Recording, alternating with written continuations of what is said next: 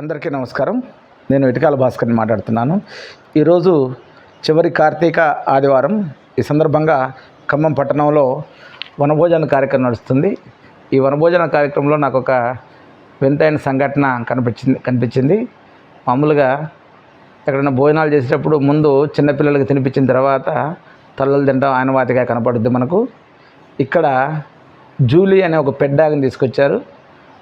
వాళ్ళు దాన్ని ఎంత అల్లారు ముద్దుగా చూస్తున్నారంటే దాన్ని కూడా ఒక సొంత కొడుకులాగా, సొంత తోడబుడు కడుపులో పుట్టిన దాని మాదిరిగా దానికి భోజనం తినిపిస్తున్నారు. అదే తిన్న తర్వాతనే మళ్ళీ ఆవిడ తినడానికి ఏర్పాటు చేసుకుంటూ ఉంటుంది. సో మూగజీవుల పట్ల వాళ్ళకున్న ప్రేమ అభిమానాన్ని చూస్తే నిజంగా నాకు చాలా ముచ్చటేస్తుంది. కాబట్టి సంఘటన మీ అందరికీ చూపించాలని చెప్పేసి ప్రత్యేకంగా ఈ వీడియోని తయారు చేసి మీకు చూపెడుతున్నాను.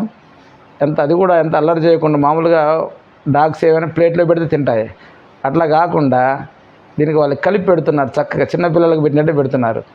చాలా గొప్ప విషయము. వారికి నా అభినందనలు.